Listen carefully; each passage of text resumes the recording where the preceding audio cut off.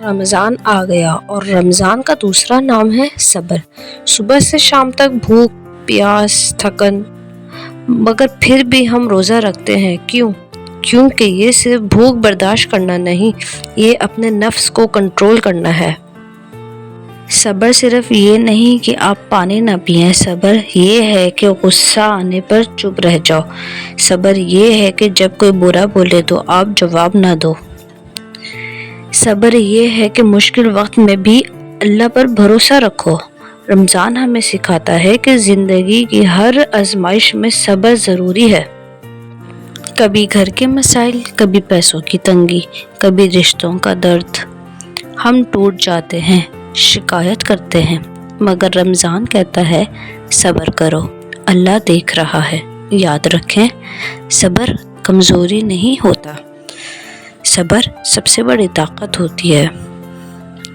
जब आप भूखे होते हुए भी नमाज पढ़ते हैं तो आप अपने नफ्स को हरा रहे होते हैं।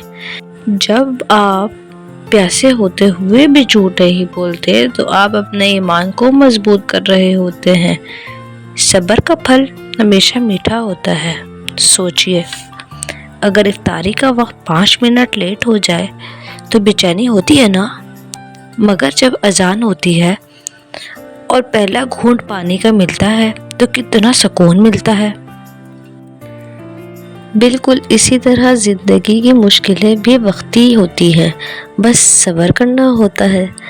रमज़ान हमें ये भी सिखाता है कि हर भूखा इंसान मजबूर नहीं होता, मगर हर मजबूर इंसान भूखा ज़रूर होता है। इसीलिए सब्र के साथ शुक्र भी ज़रूरी है। अगर आपके पास रोटी है तो शुक्र करें, अगर सेहत है तो शुक्र करें, अगर घर वाले साथ है तो शुक्र करें। सब्र और शुक्र मिलकर ईमान को मजबूत बनाते हैं। कभी कभी अल्लाह हमारी दुआ फौरन कबूल नहीं करता। क्यों? क्योंकि शायद वो हमें सब्र सिखा रहा होता है।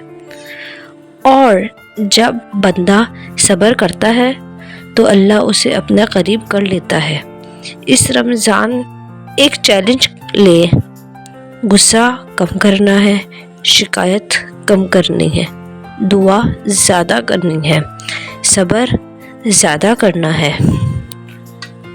अगर आप सब्र सीख गए तो आपने रमज़ान का असल मकसद पा लिया।